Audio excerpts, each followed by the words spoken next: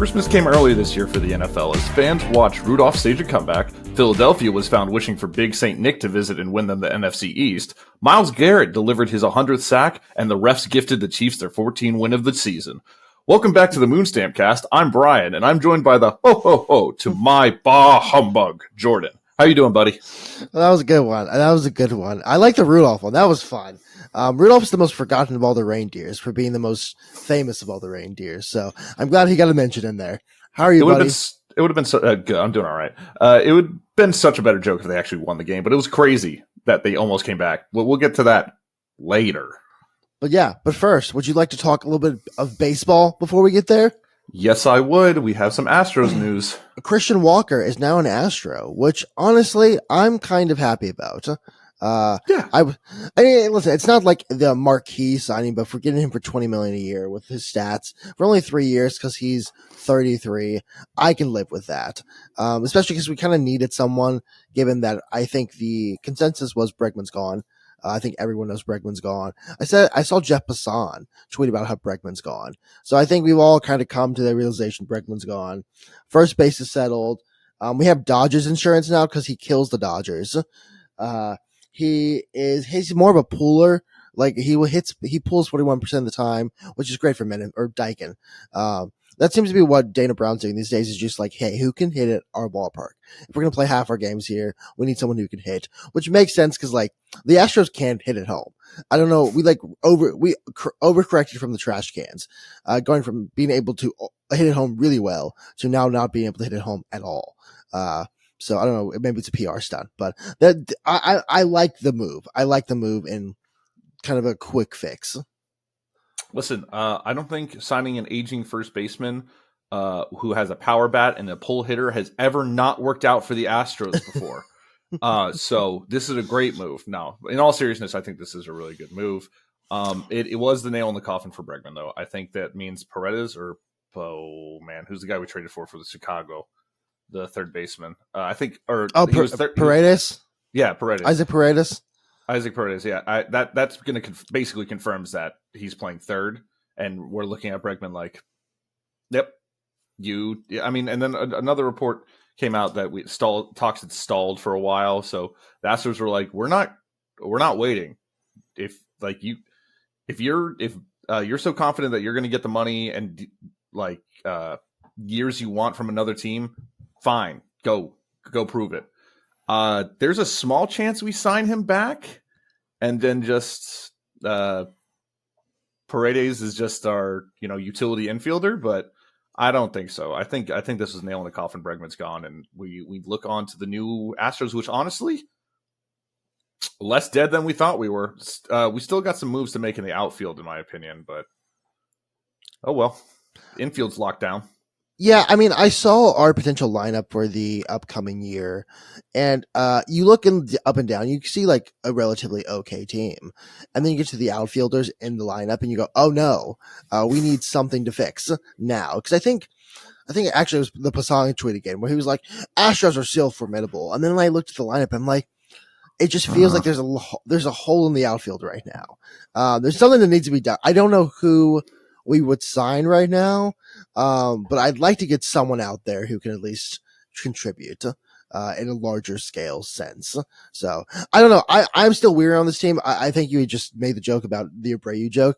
I mean, when Jose Abreu came in, I was also happy. I was like, you know what? Let's do it. Why not? Like, have a little fun. And that now we're still paying him about $20 million a year to sit at home. So we'll see what. I also saw Passan, and I keep referencing this Passan tweet, but I'll have to post it. But he said something like they're paying Christian Walker and Jose Abreu like $39.5 million a year. I'm like, yeah, like one's playing for us at least. Like, what are we talking about? Like, I don't like the one at home either, but at least, that's a swing and a miss, much like Abreu his entire time here. Yeah, it's the good news is that we play in the AL West. Like, this is just a division that devours itself, and like every time someone looks to come take the crown, it doesn't end well. So yeah, I mean, again, like the Texans are lucky that they play in the AFC South. We are lucky we play in the AL West, given how poorly everyone in that division plays. Even though a year and 2 years ago or a year ago, we have a World Series champion, but they didn't do well. So who cares? Just talking around the league real quickly and kind of the big moves. Bellinger went to the Cubs, or not the Cubs, to the Yankees from the Cubs. And the Yankees, are they trying to? And so Paul Goldschmidt also signed a contract. My question is, are they trying to create an unction there? Not a function, an unction with tons of unks. So they have Stanton, Goldschmidt, and then they're looking at Arenado as well, which poor Cardinals in that sense. But are they trying, like Juan Soto, as we remember from our time in the World Series with him?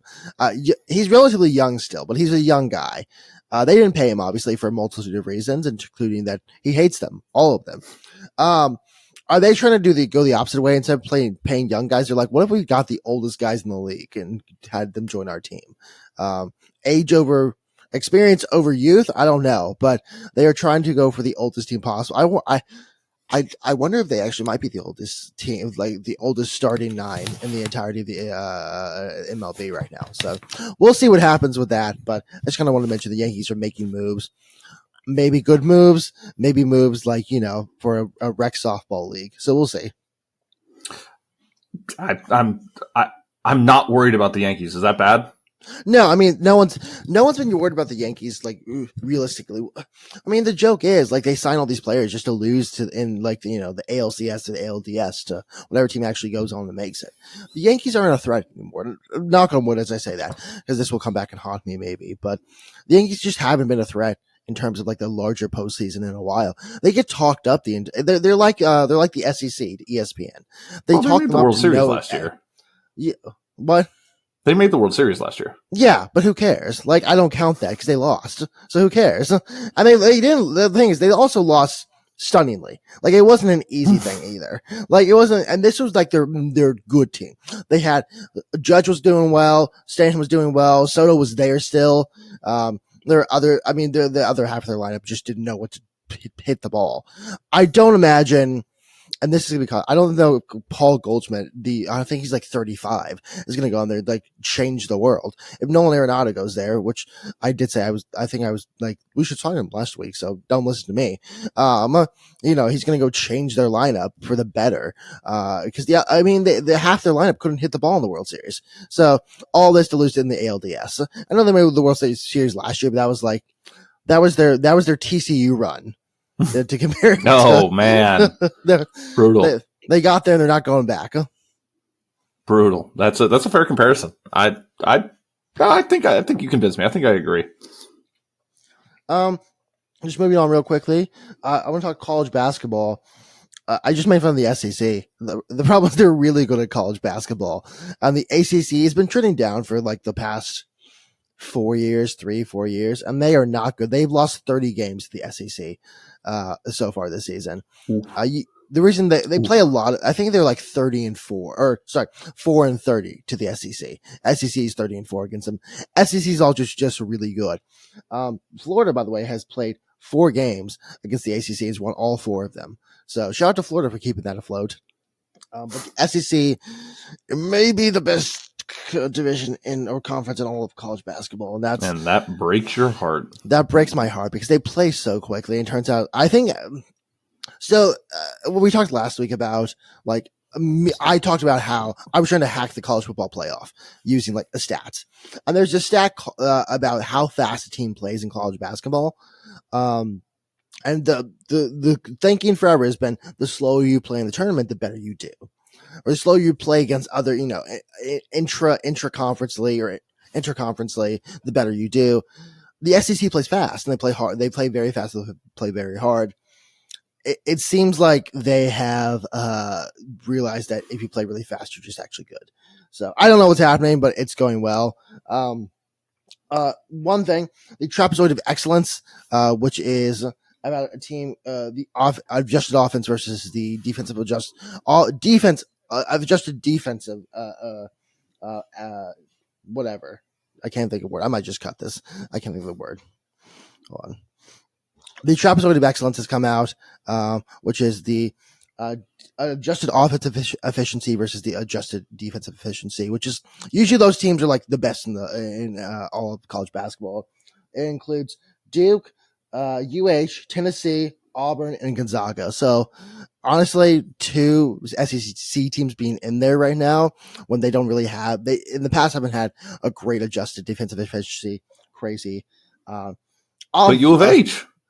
I know. Well, the thing is, like, I've seen our schedule. So Uh-oh. I've seen our schedule so far. We'll see what happens when we start playing in the conference. So which starts December 31st. So we may have recorded by the next time. It's also put this out there early on. We're recording Tuesday morning. So this is come out Thursday morning. So we're going like two full days ahead. Cause we're not going to record on Christmas. Last thing, Ohio State had a great weekend. We'll talk about that later, but they also beat Kentucky in basketball. And I think it was actually on the same night. Wow. Kentucky was number 4 on the same night as they're on Saturday. So also Huge. last thing, NCAA college basketball might be coming back. The big game. They're talks with 2K. So I liked playing it back in the day. I remember, I think 2008 with Blake Griffin. Blake Griffin, college superstar. Oklahoma college superstar Blake Griffin. So I remember playing with him back in the day and be like, Blake Griffin rocks. And like, I love Blake. I don't know. I always liked Blake Griffin. Another thing. So this week in soccer, it was Tottenham versus Liverpool, which is very fun because our good friend Tessa, TC Jester on all platforms, is a big Spurs fan. So Liverpool won. Brian, would you like to guess the final score of this game? 6-2. It was 6-3, actually. Oh, with Liverpool winning. It was a very, very fun game. It was a goal fest. Tottenham play soccer as though you could either score a goal or give up a goal at any moment, and which is kind of fun to watch. Liverpool plays them 3 more times this season, potentially 3 more times. And I kind of excited. I'm like vaguely excited for that. It's gonna be a fun time. Liverpool's clearly the better team, but Spurs can come back at any time. I asked dear sweet Tessa her thoughts on the game, and I said, do you have any moonstamp thoughts on Spurs loss to Liverpool? And she goes, pain. We try to drag you down to our level and win with experience, but turns out we just suck ass. So that is our dear sweet Tessa interpretation of the game. It was a very fun game. Liverpool kind of looks like they're not trying, which is a very fun thing to watch. I'm going to say this. I think Jurgen Klopp deserves a lot of credit for what's happening right now. And some people may go, what do you mean? He's not the coach anymore. But he actively tried to leave the team in a good position. That was one of his things before leaving, was like, he wants to set up, because he wanted to leave like a year or 2 years ago. Because he was just done. He was tired, understandably so. He's been coaching forever, coaching at a high level forever. He wanted to leave the next manager with kind of a skeleton, like a skeleton of a team that can function well and possibly win Premier League, possibly win the Champions League, whatever. He's done that perfectly. The team looks great. So kind of, I know Arne Slot also doing a great job. I kind of want to give it up to Jurgen Klopp on kind of staying around, giving that structure to the next manager, which you really don't see that often in any sport these days. So good for him. And Mo Salah, my Egyptian king, is the first Premier League player to reach double-digit goals and assists before Christmas. Wow. I don't know if it's all of first division English flight soccer, but at least in the Premier League since the 90s. So great for him. That's my soccer update. Boxing Day, the Christmas period has begun, which is like 40 games and less, or something like, I don't know, a lot of games in a lot of days. So, and the Liverpool play like 9 games before January, like 15th. So fun time. Damn. I know, fun time. They just like, if you look, if you care, I know you were a Crystal Palace fan, wink, wink, for like a season, but the day after Christmas, Boxing Day, there's just like games on from 6:30 a.m. to 2 o'clock. The last one starts at 2 o'clock. So it's, I think like, I can't think of it, like 14 hours, not 12 hours. Yeah, no, 10 hours of like soccer. So 10 hours of soccer nonstop. It's like Red Zone, but with commercials like Red Zone. No. So next, our thing, hockey. So I don't know if you saw the NHL players of the week. There are 3 NHL players of the week. One is William Nylander, on the Maple Leafs. The other is Cale Makar. Let's fucking go! All hail Cale, baby! So Fuck yeah! Moonstamp on top. We got a Maple Leafs player of the week and an Avalanche player of the week. Fucking go! Let's go, boys. Since our last talk, though, the Maple Leafs have lost 2 games, which I am not thrilled with. They lost to the Winnipeg Jets, which apparently, I am not from Canada, so I cannot tell you where Winnipeg is. But apparently, the Winnipeg Jets and the Toronto Maple Leafs don't like each other. But it's like the Astros and Rangers throughout the past 10 years or so, where one is clearly the better team, minus the 1 year that they weren't, and there's the other team that is not the better team. And whenever the not better team beats the better team, the not better team is like, we won the Super Bowl, we won the Stanley Cup, and the team on top is like, okay, cool, we're still second in the Atlantic Division. Pass them on the head. Like, okay, buddy. Okay, buddy, you can hang up a banner that says like, we won 1 game. So that's also, there's like a goalie situation in Toronto right now, which is questionable. The main goalie, I know people call him the backup, but he's not a backup really anymore. Stolarz is out for 4 to 6 weeks, which is upsetting, but it happens. Hockey's a very physical game. Maple Leafs are 21-12-2 with 41 points, second in the Atlantic Division to the Panthers. I'm happy. I will say I didn't watch as much this week as I wanted to. It's been the week before Christmas is a busy week for literally everyone who's ever existed. So that's my Maple Leafs update. Over on my side of things, the Avalanche are 21-15. We're now 3rd place in the Central Division, which means if it ended today, we'd be in the playoffs. Nathan McKinnon leaves the team with 57 points. Of course he does. He's a beast. Player of the week, all hail Cale, has 45 points, which is batshit insane to me as a defensive player, and that I've learned is unprecedented in today's NHL, it seems. Thank you, online comments. And I have to ask, my one real quick question for Avalanche fans. Are we back? Is this what we're looking for? Is this the team we were expecting? Are we back? We've been on a hell of a run these past 3 weeks.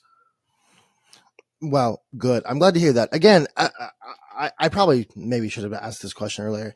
I kept referring to the Avalanche as possibly the Angels of the NHL, where it seems like they're very top heavy, but then they just can't get it done. So I'm happy to see that they are just getting it done now, and they're not letting Mike Trout.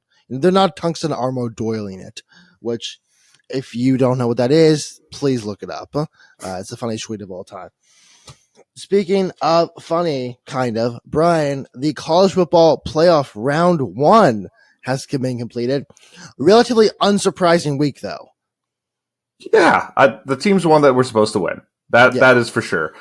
People were not exactly thrilled with the product, and for that, to them, I say,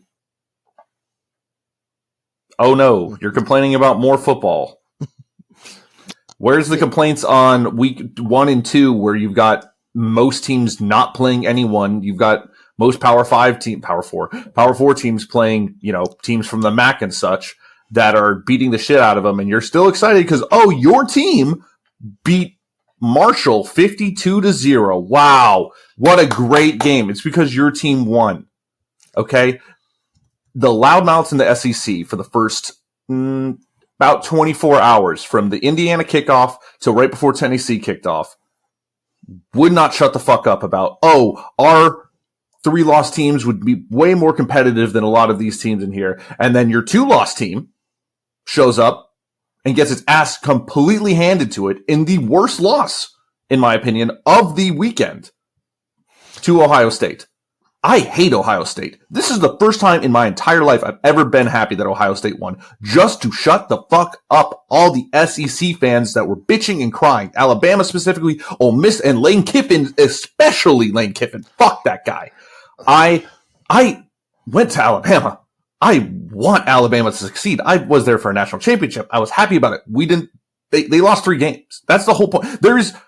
What's the point of playing the regular season if you're just going to be like, eye test, Alabama's better than SMU, even though SMU went to its conference finals? Yeah, hey, here's a thing. Don't lose to 6-6 Oklahoma. Don't get destroyed by 6-6 Oklahoma. Don't lose to Vanderbilt. Back in, what was it, 2020, two maybe. Texas A&M was left out of the NCAA tournament because they just hadn't won enough games, and A&M fans were fucking bitching about it. They were so mad. They're like, they should have let it. It was like, hey, don't lose 8 games in a row, maybe. Like, just don't do that. It's not that hard. I will say Lane Kiffin being butthurt on Twitter is one of the funniest things ever. Because the thing with Lane Kiffin is I remember, like, when he's gone, I would never remember him coaching a football team. He's not a football team coach in my mind. I don't know if you ever saw Daniel Tosh's Kiffin's Crimson Corner back in the day, just making fun of Lane Kiffin. That is all I remember Lane Kiffin for, is being a parody by Daniel Tosh, where he just, gets shit on the entire time by everyone who hates him because he's an annoying ass person. And then, like, also, if you're maybe Ole Miss should have played better throughout the season. Like, oh, they would have destroyed. Well, yeah, your third best team in the college football playoff, it got murdered by Ohio State. Like, it was. Here's the thing: Ohio State scored the winning touchdown in the first quarter. Like, after that, they had won the game because Tennessee only scored 17 points. So their third touchdown of that first quarter was the winning touchdown. I mean, and that's just the first quarter. Like, Tennessee had to play 4 quarters. Ohio State theoretically only had to play 1. Say what you want about Ohio State being a great team. They are a great team. I predicted them to win the whole entire thing. With that said, if your conference is just so shoulders above everyone else, like, it's up and down the slate, it's the best teams. I'd imagine that your third best team could win. Let me. Sorry, I didn't mean to interrupt you. No, you're good. Go. Let me remind college football fans of something. That's what I was looking up real quick, just because I thought I had a score in my mind, and I'm just going to reconfirm it again. Oh my God, these blow-offs, they didn't belong there. Oh, what are we doing? TCU lost 65-7 2 years ago in the national championship. Shut the fuck up about this year's different because of the 12 team. These things happen. These blowouts happen. 65-7 in the national championship, back in the 4-team playoff. Oh, the 4-team playoff was a perfect formula. They added too many teams because look at these bad teams are getting blown out. Oh, holy fucking shit. The biggest blowout in national championship, like, recent history was 2 years ago. So yeah, you want to give, and the whole beauty about college football, man, is any team can beat any team on a given day. Michigan and Ohio State a couple weeks ago is the perfect example. Michigan was trash all season, and they were like, you know what, Ohio State, we're going to give you everything. We're going to fucking throw everything in the kitchen sink at you, and they won. That's the beautiful part about college football, especially. It's infuriating to watch people bitch and complain about, oh, more football, and these. Does the seeding need to change? Maybe you don't just give the auto bids to, Boise State, Arizona State for winning their conference. You give them the auto bid into the playoff, but then you rank those teams 1 through 12. These are the best 4 teams. They get the bye. Now, yes, I know right here, Notre Dame, of course, the guy not in a conference is saying that, but that's how you fix this week. If you would have seen Arizona State versus Tennessee, way closer of a game. If you would have seen Boise State versus SMU, that might have been the game of the weekend. But so rather than adjusting how teams make the playoff, adjust your seeding. Also, Kirk Herbstreit, shut the fuck up. I was thinking of making a joke about Kirk Herbstreit. Do it. Well, I was going to say Kirk Herbstreit is about as loyal to college football as he is to his wife. So not very loyal. Okay. I like that one better than what I thought you were going. Okay. And I'll tell you after the podcast. Okay. I was going to say something. I will say SEC fans are probably going to come back with the whole actually it was TCU's in the Big 12, so that's why they lost that much. What I was going to say though is that I actually do think if you win your conference championship, you should get an automatic bye because that gives you a reason to play it. So Fair like enough. if you're at Boise State, so the thing with Boise State is they got the bye. They were one of the top 4 conference champions, top 4 seeded conference champions. So I think they got the bye. They got the bye for that reason. And it kind of, they were going to probably play it anyway because they were going to win it. But I think it encourages people to play that game. Because theoretically, like, I think you got shit on that for this as a Notre Dame fan. You could theoretically just skip that game. Like, we're not going to play it. It's not in our best interest to play it. We could lose, we could get ourselves knocked out or whatever. I think giving an automatic first round bye is a good way to kind of ensure that teams still play that game. And I said, as a Big 12 person, I will say that, which means I have conference loyalty here. On another note, I will say as well, I think with a 12 team playoff is that you're going to have not everyone. The thing with college football is yes, anyone can beat anyone on any day. At the same time, there are teams who are just better. There will always be teams who are just better than other teams. So you'll see something like Ohio State come in and beat a Tennessee. You'll see something like, I don't know, an SMU kind of get blown out. I think they scored 10 points, 13 points, something like that. Maybe even 7. They didn't score a lot of points. You're going to see that often just because that's how it works. Because everyone plays different levels of competition throughout the season. With that said, it's still so much fun. I got to watch so much football this weekend. Football with stakes this weekend. Like even when Tennessee was getting blown out, I was like, you know what? I'm going to watch football though. And who cares? Who cares? And that was also the day the Texans lost. So I was like, I needed a win in some sense, but I enjoyed it. It was fun. And like, I know there have been talks about maybe even expanding to 16 teams. Maybe down the road. I think 12, we kind of hit the limit with 12. But I don't know. I loved it. I'm loving it. This weekend's going to be a lot, probably more fun in terms of matchups, but who's going to complain about more football? Who's going to complain about that kind of stuff? Cause it's fun. It's fun. And like, it's a new thing as well. We're working out the kinks now. Do you want the BCS days where we just do 1 and 2 and let them play? Because that's what we can go back to. Which, like, boring. In some question, maybe it was more fun in the sense of like 1 and 2 were clearly like 1 and 2 the poll, clearly the best teams. At the same time, I don't know. That's not the American way. We don't do that. Like, let's leave that to Europe. What we do is we have playoffs, and playoffs are fun. We have tournaments. We have college tournaments. We had the volleyball tournament recently, NCAA volleyball tournament. So I don't know. I had fun. Brian, do you want to talk about Notre Dame, by the way, real quickly, and their win over Indiana? We can recap the games real quick. I didn't think we were going to go on a rant like that, and that kind of just came out. By the way, I liked it. Yeah, but our defense is so fucking good, and our running game is so good. Indiana belonged in the playoffs, but I mean they were seeded correctly. They were a bottom playoff team. But yeah, our passing game scares the shit out of me, but. I don't know. Our defense is so fucking good. And we'll get to how I feel about this team going forward in a little bit. Moving on to... quickly. Or what are your thoughts on it? I just want to say, hashtag somewhat daunted. India's somewhat daunted right now. Maybe your coach shouldn't be on national television like an hour before the game and start talking his noise. I will say quickly, just on Notre Dame, Shane Gillis had the best joke of the entire weekend with Alabama Jones, where Nick Saban looked angry, which, by the way, they say, but I want you to look me in the eye and tell me you didn't pay players. Like, that's crazy. Like, let's not lie to ourselves here. Like, maybe you weren't the one actively giving them money. There were people on your staff who were. Like, what are we talking about? Yeah, I mean, boosters. Was it BR Sport? I don't remember who it was. They did a documentary about Ole Miss blood money, basically. It was like people dropping off bags of money in trucks, like in the middle of nowhere, Mississippi. And that's just like, that was just the way it worked that's the way it worked in college football. Like SMU got the death penalty. It's just the way it worked before then. Now, NIL maybe have gone the other way because the Tulane quarterback transferred to Duke for $8 million over 2 years. I feel like we maybe crossed the Rubicon a little bit there.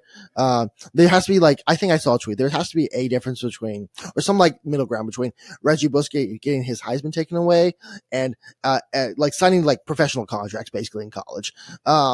There has to be some middle ground here. That's for smarter people than me to decide. But yeah, I love that joke. So go ahead. Yeah, continue. Can you go through the games? SMU and Penn State Penn. Sure was a game. State Penn rolls through. It was a bloodbath. Yeah, I have nothing else on State gonna Penn, so go for it. This is the worst thing to happen to the Pony Express since Henry Ford and Alexander Graham Bell. So good for SMU. Thanks for showing up, guys. You tried your hardest, which was nowhere near good enough. And then Clemson, Texas. Clemson came out of the gate firing and then died. Yeah, I mean, Texas scored 21 in the second quarter. And the thing with Clemson is that, even when Quinn was, we have, the best of Quins and the worst of Quins, even when Quinn was doing his worst, they couldn't stop the run defense. I think there was like 300, Texas ran for like 300 yards, which is tactically insane. At some point, like, just stack the box. Like, give me like 6 guys in the box, please. I don't know, do something. But yeah, no, Clemson got literally run over. And that was by running. So it's just it. I mean, similar to both the Indiana game and the Clemson game. If you just look at the scoreboards, you're like, "Oh, those were pretty decent games." No, they were ass kickings that were led to some garbage time, making it close. But and Tessa made a comment about, were they 1 yard away from making it a 1-score game? Sure, but we dominated them 90% of the time, and I agree. Yeah, I mean, that Clemson came back at the end there, but it never felt like a close game, if that makes sense. Like, I was never like Texas might lose. So, I don't know. Good for Texas. Sad for rest in peace, Bebo. Won't be at the Peach Bowl. He's not allowed there. So, maybe. And then my entire Tennessee recap we did in the rant, where I was like, SEC fans are really quiet. Only time I've ever been happy that OSU won. Yeah, so yeah. I don't need to get back into that. Yeah, I mean, listen, SEC fans they've been coddled for years by the media, like, I was going to say the media empire that is the entire sports journalism world where the SEC, listen, let's say this, SEC good at football. Doesn't mean they're the only ones good at football, okay? That's just not how that works. So, I'm hoping, I kind of want UT and Georgia to lose this weekend. We'll get into that later. I'm ready to preview this weekend if you are. Yeah, let's do it. UT, let's do UT Arizona State first. What do you think? Thoughts?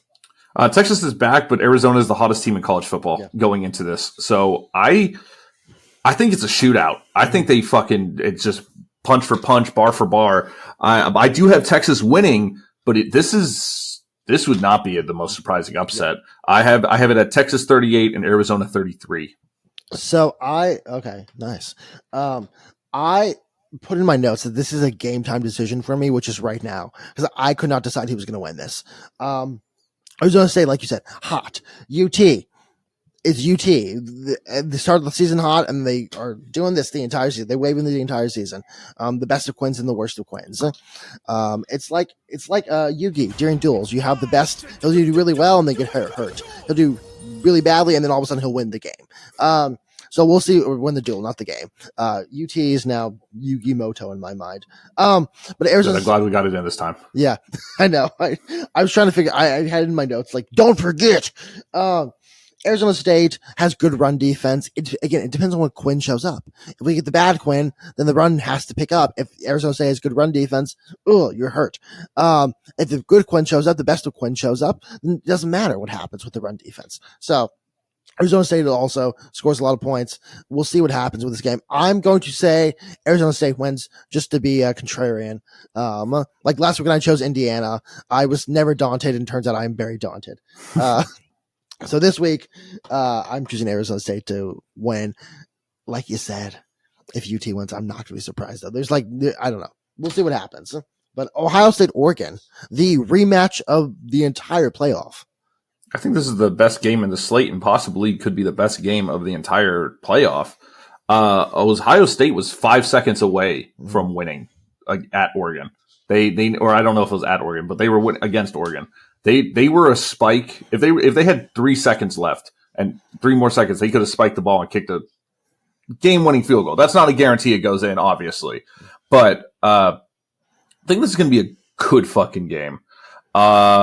Ohio State's on a mission, by the way. They're hungry after the Michigan loss, after almost losing to Oregon, or after barely losing to Oregon, they're on a mission to make this run and get to a national championship. I've got it OSU 31, Oregon 27. I think the funniest outcome for this game is that Ohio State wins by one. Just because, I don't know, parallel play or whatever.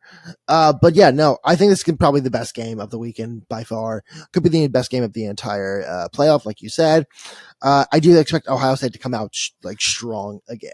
I think after the Michigan, like Tennessee, those memes where it's like they have to play NCAA football 25 right after their team loses, and it's like 256-0. That's what it felt like during the Tennessee game. Where like Ohio State was just mad for good reason. They had again lost to Michigan on very high profilely, and then just everyone made fun of them the entire. They didn't make the conference championship game. I think what happens, they come out strong. We'll see how Oregon comes out. I think this week is test the theory. Is 2 weeks off bad or good? Do you start a little rusty in the first quarter? And as we learned from the Tennessee game, I think I had made it said you really can't lose the game in the first quarter. One turnover in the first quarter is not going to kill you. Turns out I'm wrong, unsurprisingly. But we'll see what happens when Oregon comes out. I think they're going to come out a little slow, and Ohio State's going to be ready. They're going to be mad. They're going to want their win back. They're going to come out fast. We could see maybe another first quarter win. But again, who knows with these teams? What about Boise State and State Penn? As much as I want to believe that Boise State can do anything, they're just outclassed here. They're just outclassed. A Mountain West team is just not going to win the national championship. Maybe knock on wood. Even if you have the guy who should have won the Heisman on your team, I was going to say just like Travis Hunter's girlfriend, it's going to be another person who wins this one. That took a second for me to register. I've got this as another high-scoring affair. I think I got a Penn State 35, Boise State 28. Don't really have any more thoughts than that. I think this is going to be a high-score affair. Johnson's going to do what he does as best he can, but it's not going to be enough. But I think it's good. I think we are in a good. I think we're going to have better games on New Year's Eve and New Year's this year than we did this past weekend. But I don't have a lot of thoughts on it. No. Lastly, your game, Notre Dame, UGA. I think before, so 2 weeks ago, you and I had sat down and we kind of talked through this on the pod. And you had said, I think if we go against Georgia, there's a chance we win that. Now, given the 2 weeks of thought, a game in hand, what are you thinking now? I am drinking the Kool-Aid. I am drinking that good defenses win championships. A good run game wins championships. This is the old early 2010s Alabama Nick Saban mantra. I'm in. Carson Beck is out. That's huge. What kills us is the deep ball. Carson Beck is out. Georgia's a great team, but they're a coin flip team. Every time they play, they flip a coin. Every half they play, they flip a coin. It feels like. See if they're the good Georgia or the bad Georgia. If we get one half of bad Georgia, I think we can put them away. Granted, I hope it's the second half, but no, I hope it's the first half because I don't know. I actually both be bad. Now I'm kind of scaring myself, but I'm in on this team, Jordan, and this is oh fuck, this is heartbreak. This is the 24-0 over the Chiefs in the playoffs. Heartbreak incoming. I'm sure it's coming, but I have us winning 27-24. I'm scared. I mean, yeah, the last thing you want is a good game. You just want a game where Notre Dame pulls this out of the hat in the first quarter, so that you can rest the rest of the three quarters. Listen, it's kind of been the joke the entire season that Georgia is better off without Carson Beck. We'll see what happens again. I think Georgia is the most up and down team of the entire playoff. And I say that with Texas in mind. They're either the best team it's ever seen or the worst team you've ever seen. The UGA best and the UGA worst. I do think Georgia pulls this off only because they are Georgia. I mean, call me Kirk Herbstreit, call me, the entire ESPN media landscape, call me the College Game Day. but I think Georgia pulls this off, maybe just based on the fact that they're Georgia. And of course they win. This is games that Kirby Smart wins. Yeah, These type of games are the games why you have Kirby Smart on your staff, and he should have a lifetime contract at Georgia. This has Kirby Smart out coaching Marcus Freeman written all over it. And but I guess we'll see. We'll see. I think it's going to be a fun game, maybe. Who knows? This feels like the one game of the weekend where I am most unsure of what it's going to look like. Like Texas, Arizona State, I kind of know what's going to look like. I think it's going to be a relatively close game. Boise State, Penn State, we know what that's going to be. Oregon, Ohio State, we kind of know what's going into that. This one, it feels like it could go 6 million different ways. There are good options for you, bad options for the U. So I don't know. I was wrong last week in my prediction. I chose Indiana. I'm daunted now. Whereas you are into the second round. So speaking of last week I gave you all unders. Mm-hmm. I'm back on my bullshit this week. I'm just going to run through them real quick if you're okay with it. Do it. I have Georgia at -1.5 as an emotional hedge for my emotional well-being. If we lose, at least I'll get a little hypothetical money. Notre Dame, Georgia over 44. Boise State +11. I think these spreads are huge for a playoff game. But, I mean, Tennessee just got its ass kicked, so who knows? So Boise State +11, State Penn, and Boise State over 52.5. Arizona State +14. Texas, Arizona State over 52. Ohio State -2.5. Ohio State, Oregon over 54.5. Good. I mean, yeah, I think last week Ohio State almost got the over itself. So this feels like a good weekend for overs. I'm excited. Again, I think it's going to be a good week, or not a weekend, a good weekday for us. I couldn't figure out what day it was. So, but yeah, I don't know. I'm excited. I love college football. I love the playoffs. It's fun. Again, everyone's talked about for years how college basketball just got it right with their playoff. 68 teams, might go to 72. Who knows? This feels like we're kind of getting close to the right way to do it for college football, where it's not just the BCS era or 4 teams. I think a lot less bitching is going to happen this weekend.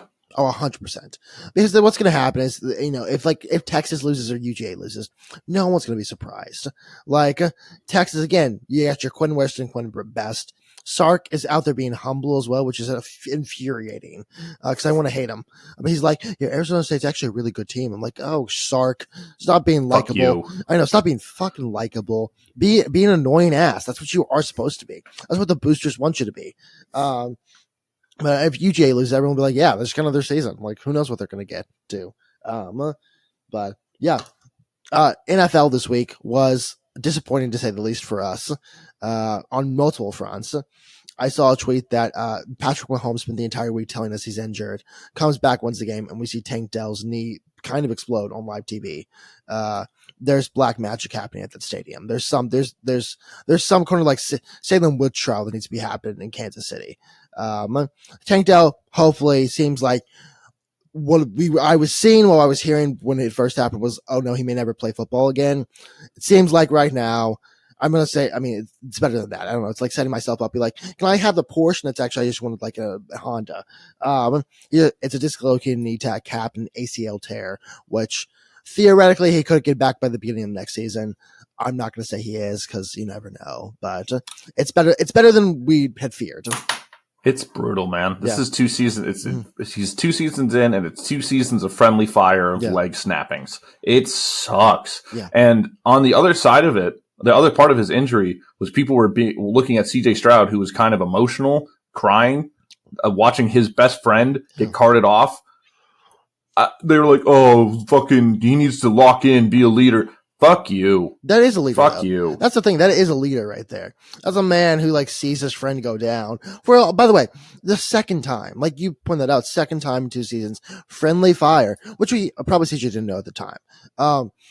Yeah, you're emotional because that's also your friend. That's your guy. He's part of that wide receiver core. You have him and Nico Collins as your 2 main guys. Yeah, it's going to be emotional. And that says a lot about the team, in my opinion.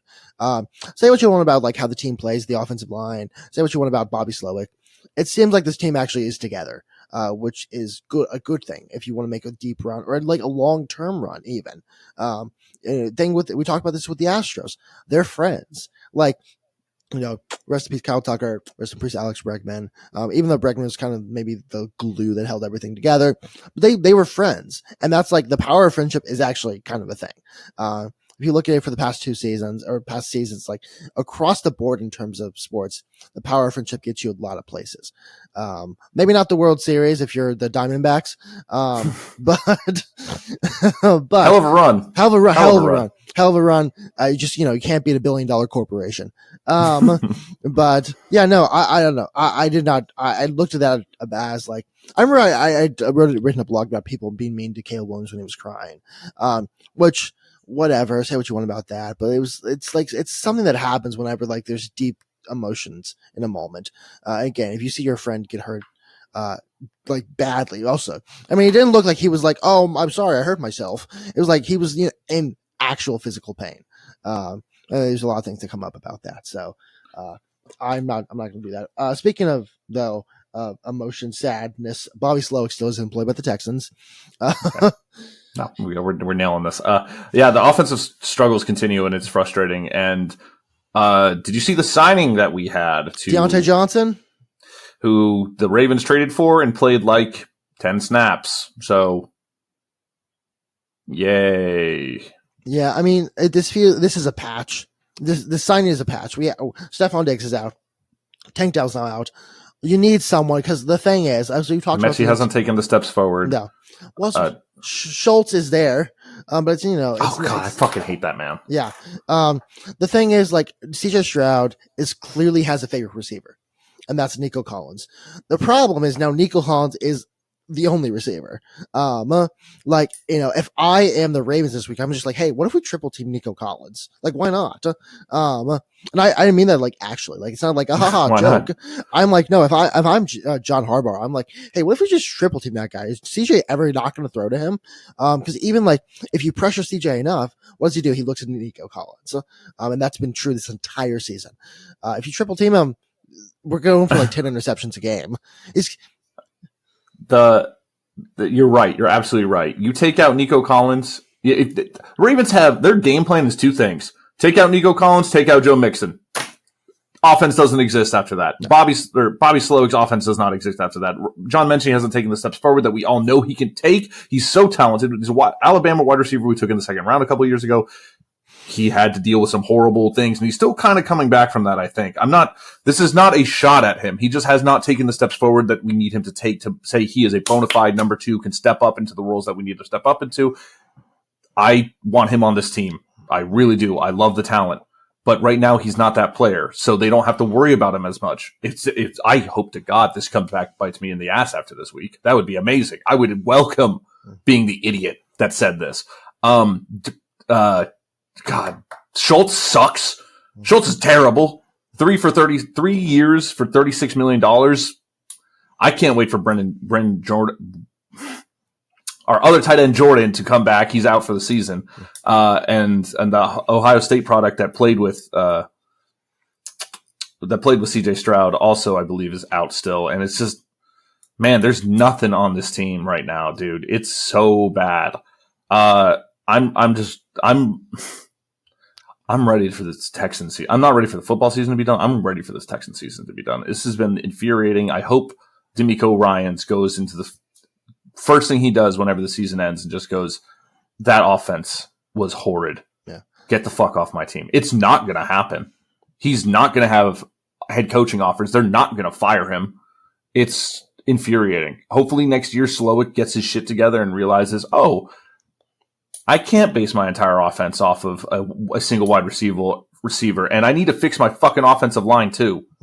Well, so many offensive problems. Defense is great, by the way. Yeah. I love them. The thing with the offense is that our offensive line is just trash.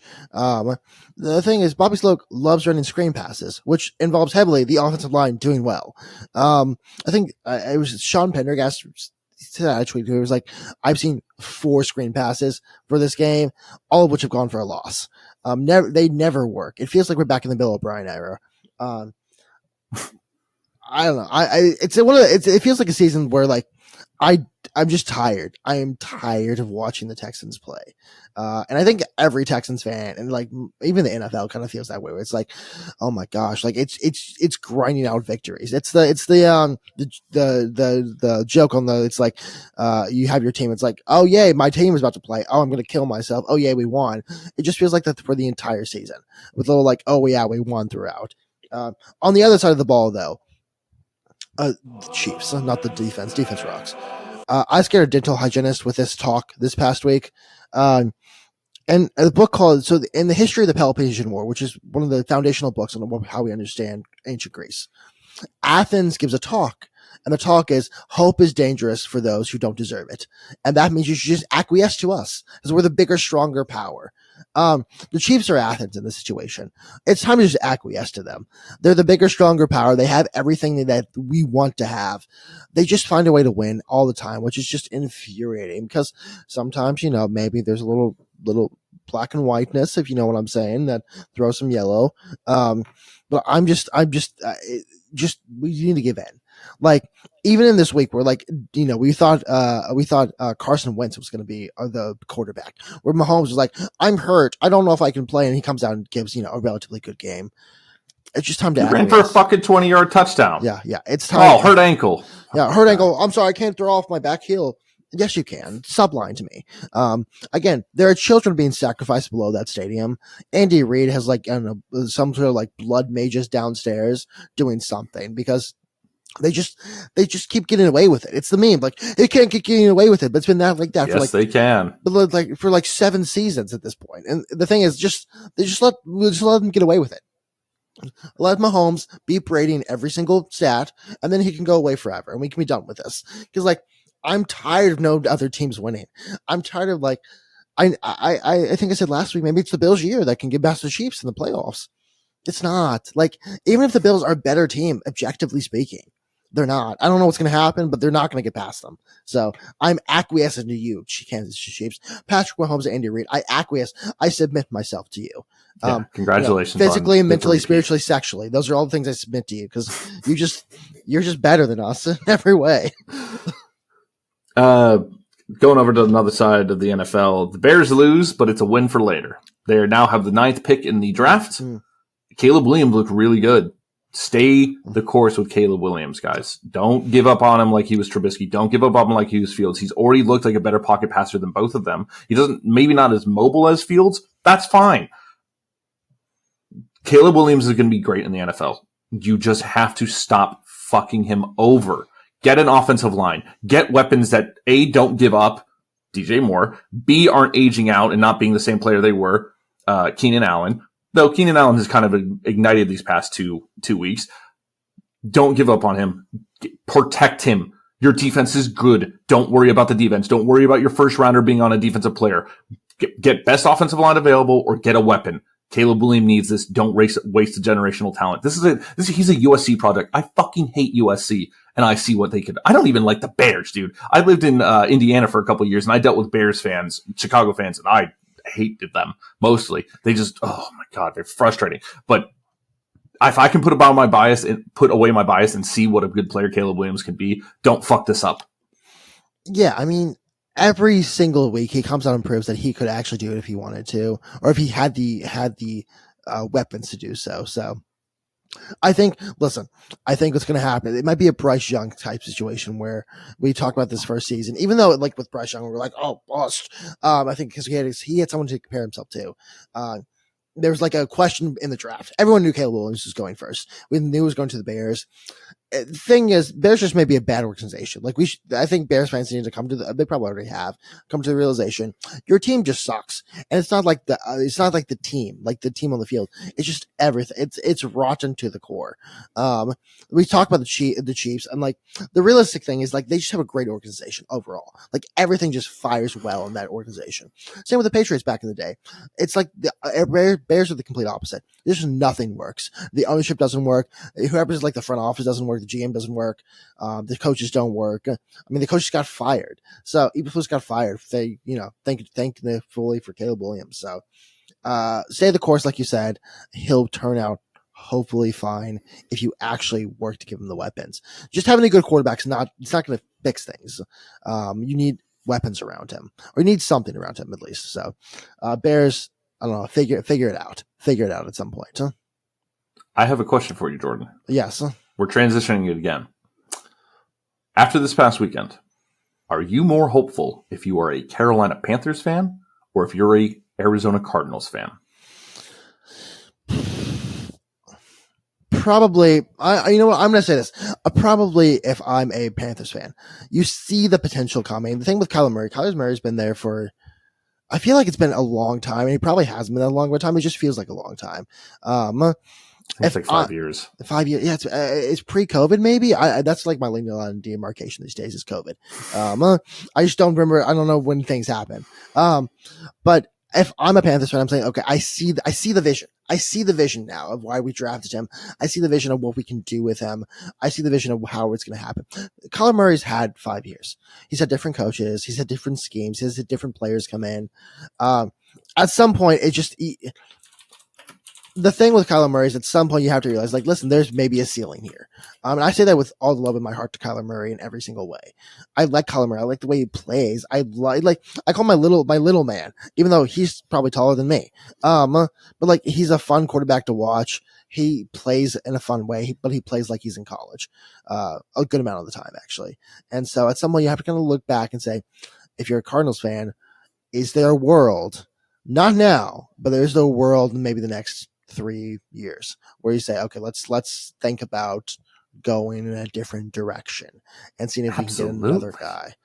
They've been the same mid team for the past 5 years. This is his 6th year in the league, by the way.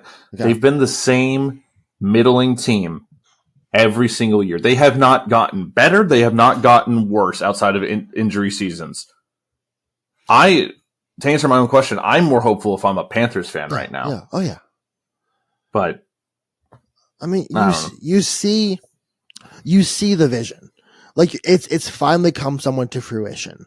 Not fruition per se, but like you kind of see, like, oh, okay, I see why he was drafted. So I don't know. If good question, I think if I'm a Panthers fan, I'm kind of seeing the vision a little bit. I've got a couple more notes. We're running a little long. Mm-hmm. The Eagles Commanders game was awesome. Mm-hmm. It's a lot of fun. Yeah. Maybe if that, I think it's a very different game if Jalen Hurts doesn't get hurt. With the thumbs up to the ref. But that game was fucking awesome, dude. Oh yeah, the thumbs up to the ref. Like, oh dude, I'm good. Yeah, like, hey, New York, he gave me the thumbs up. We don't need to test him. He's fine. I don't know if you saw the picture. The ref is like smiling at him, like, "Come on, brother! Like, come on, dude! Shut the fuck up." On that, listen. Philly's going soft these days. The entire city. Back in the day, they would have found Devonta Smith's home address and stormed it. Bro, that was fucking nuts. Yeah. I don't even feel badly for him. I'm just like, how do you not catch that? He was wide open. It wasn't like it was like a covered catch. It wasn't like it was a bath. It was in his hands and he just dropped it. So shout out to the Commanders, but like what a way to lose that game. So the Bills struggled, but we don't apologize for losses or for wins. Yeah. So.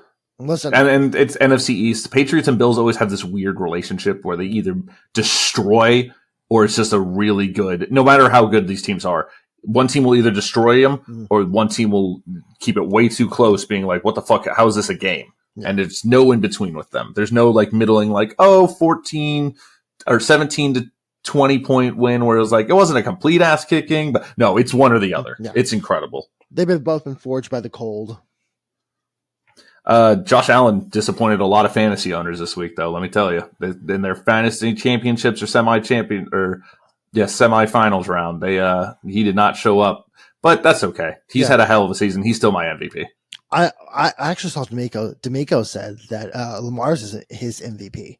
Now there could be also that they're playing the Ravens this week and he wants to like give props to the guy he's playing, but probably. He's probably the MVP, but I feel like, the more I look at it, more like maybe Lamar has a case. It feels like a blog at some point, a blog after the season. I don't know. I feel like it's still maybe a tight MVP race, but the media, did you see the arm punt tweet?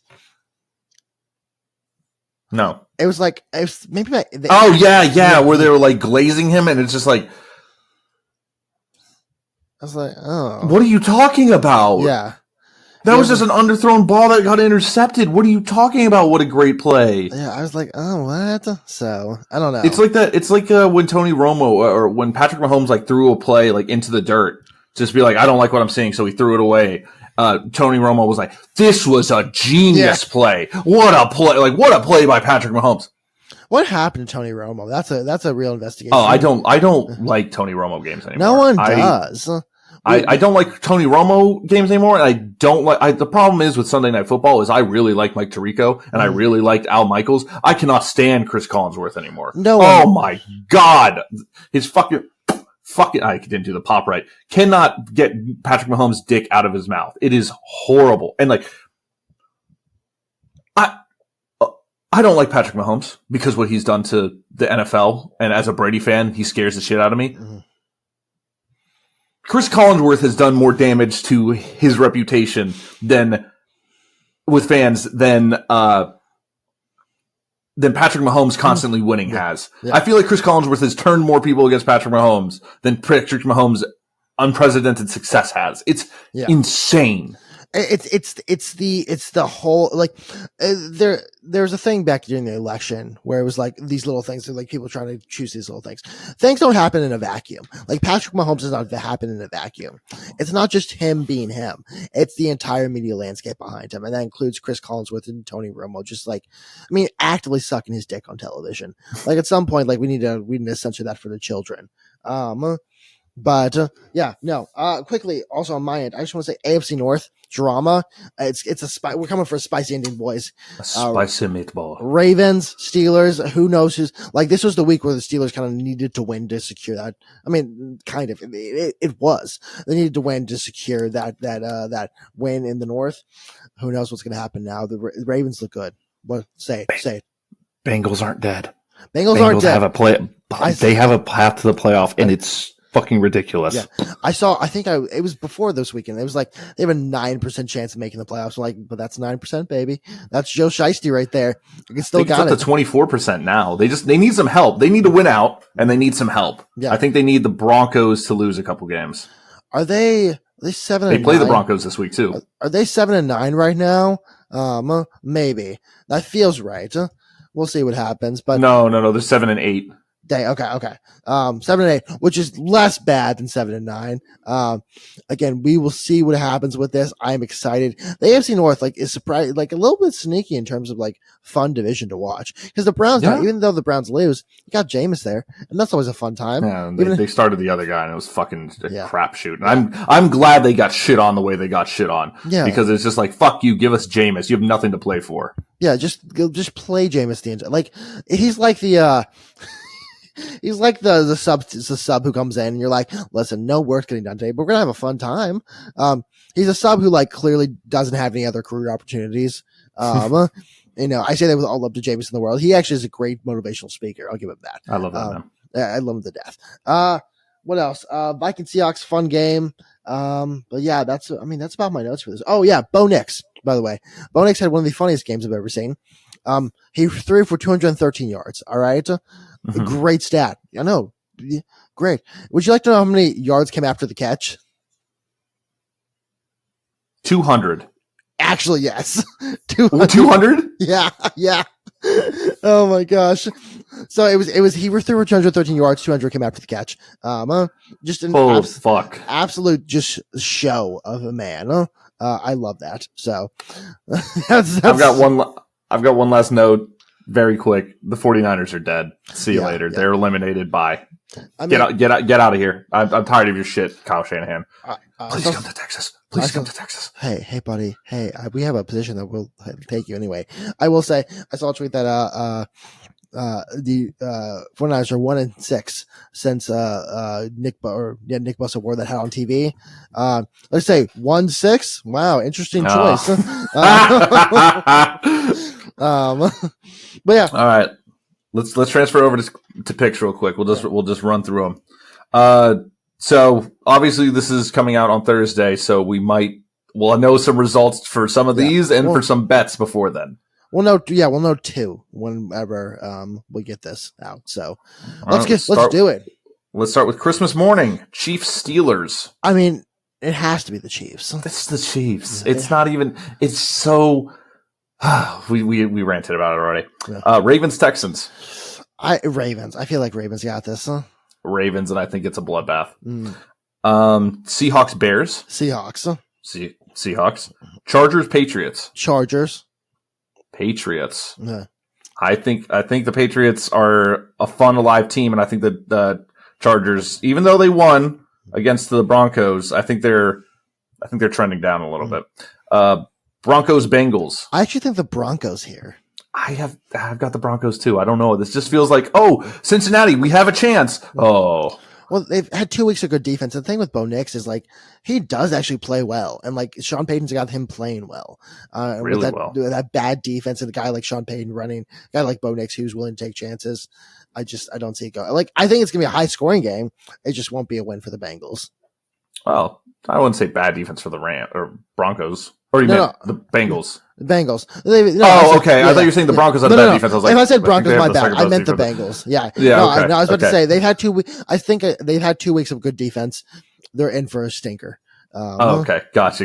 That makes more sense. Cardinals Rams. Rams. I think sorry. Cardinals. I have to choose Cardinals. Okay. I was about to say you finally getting off the train because I'm going Rams. Rams. Probably the right decision. Cowboys Eagles. Eagles, just because it's a rivalry game. Even the Cowboys look good this past weekend. Eagles. The Cowboys are surprisingly not been dead. Yeah, they look decent. They're dead, but they're not. But they're not dead. It's like the Jets. Like the Jets last week. Yeah, like they had nothing to play for Sunday Night Football. Yeah, and they were just like, let's play some spoiler. And they've now kept the NFC South open because of that. Because they decided to beat the Bucks. Panthers Bucks. I think it's the Bucks, honestly. I think so too. I think Baker Mayfield's going to go, okay, Dallas had a pretty decent defense. I have to make this up. Yeah. So I think they're going to go in on, and they're home. Jets Bills, excuse me. Bills. It has to be Bills. Colts Giants. This is our team. This is our Colts. This is our team. We bleed blue. Give me the Colts. Colts. Raiders Saints. Give me the Saints, honestly. I think Spencer Rattler's going to go actually do it this weekend. Give me the Saints. They had a tough Packers defense last night, and he didn't look horrid. He didn't look good. Yeah. He didn't look horrid. The Raiders are so bad, so I'm going Saints as well. Yeah. Titans Jaguars. Titans. I feel the Titans in this one. I feel the Titans as well. Dolphins Browns. Give me the Dolphins. Give me the Browns. Okay, they're playing in Cleveland. Yeah. And until they win in the cold, I'm taking cold teams to beat the Dolphins. Even if it's the fucking Browns. That's actually great. I'm still going to go Dolphins, but that's a great reason. Packers, Vikings. Packers. Really? Okay, cool. Yeah. I had Packers, but I was like, as I was reading it, I was like, I don't know, man. The Vikings just find ways to win. This is a fun game. The NFC North just keeps putting on bangers this year, so shout out to them. I know. 3 out of 4 teams. Just like that, both North divisions are incredible. 3 out of the 4 teams are just at least in entertaining football games. Yeah. Falcons, Commanders. Give me the commies here. Give me the commies, Commanders. And then Lions, 49ers. Oh, that's just Lions. This is going to be a murder. Lions. Yeah. Swinging over to my side of things, we're going to know the results for 2 of these. That's okay. We'll see how we did. You can make fun of me. Chiefs -3, Ravens, Texans over 47, Bears +3.5, Patriots +4.5, Broncos, Bengals over 50, Cardinals, Rams over 48, Panthers +8, Vikings, Packers over 49, Raiders +1.5, Colts -7.5, Bills -9.5, Titans money line, Browns +6.5, Cowboys +9.5, Falcons, Commanders over 47, Lions -3.5. No unders. I mean, that's in the jolly Christmas spirit. Before we go, we wanted, and this has actually been a long one, but what are you doing on Thursday anyway? You have time to listen. It's Boxing Day. You should be watching soccer. We wanted to make a few predictions for the new year, just for fun, because by the time you hear us next, I believe it'll be January 2nd. So we want to get into this. So, Brian, do you have any predictions for the new year? I have 5 predictions. I'll run through them pretty quickly. Number 1, Jordan, I'm excited to announce I'm excited to announce this is my number one prediction. This is the year of the over. The overs are going to dominate this year across all sports. Hammer the overs. Life is too short to take the unders, especially in the year 2025. This is the year of the overs, and I'm going to die on this hill. Hopefully not die. We break 100 YouTube subscribers. That's one of our Moonstamp ones. I break 250 Twitch followers. I will break 100 in golf. I will shoot under 100 in golf. I need to take 15 strokes off my game. That's probably my most far-fetched. And then this is one for you. And I don't have any data to back this up or anything, but a 5 seed wins the NCAA tournament this year. Oh, I like that. It's been a while. Hey, the thing with mid and what's happened these days with the transfer portal, one good thing you can say, smaller teams who maybe would have not had a chance before, they got a chance now. So maybe a mid-major gets a 5. Next thing you know, they're winning the national championship. I like that. You and I went in diametrically opposite directions in terms of our predictions. Number one, contracts we're going to get contracts in college. NIL is going to cause that to happen. You're going to get some guy who signs a large contract with the school, either through the transfer portal or through signing day. It's just going to go very crazy. It's going to create a lot of issues. Number 2, Adam Silver watches Nosferatu and decides to come out and tell us all he's a vampire. And the reason the NBA has been sucking is because he's been trying to drain all the lifeblood from the sport. Number 3, Patrick Mahomes gets burned at the stake in Kansas City after it's learned that he has a gaggle of mages. Kind of goes back to what we said earlier. And lastly, Moonstamp Sports gets in a very toxic feud with another creator. Don't know who it will be. Don't know why it will be, but I imagine it's just going to happen. Yeah, have a little fun with it. It's like I don't know. Maybe Fox Sports. Maybe us and Colin Cowherd can get into it. At least we'll have the people on our side for that. Well, I mean, yeah, that's a pretty easy win for us, just in the public court of opinion.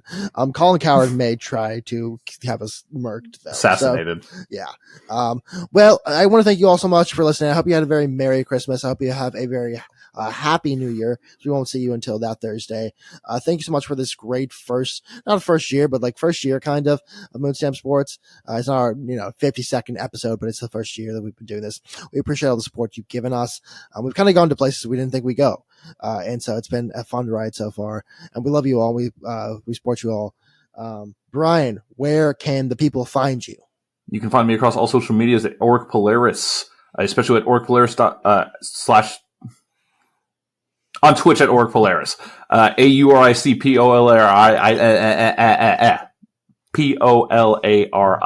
I fucked this up horribly. Jordan, where can the people find you? Just quickly, I think I'm coming up on 7 years of Twitch support coming soon. So, yes, you are. Well, that's ridiculous. You're an insane person. I need to calculate how much I've spent on you, and I mean that lovingly, because I've been happy to support you this entire time. Find me at 60 times 7. I went to law school. Thank you. You find me at Jordan's Thoughts on Twitter, and also on Moonstamp Sports on Instagram, Facebook, TikTok, YouTube, Twitter. I don't know. I missed one. All the places you can find people. Thank you again so much for listening. We have a Merry Christmas, and we will see you next week. Stay beautiful.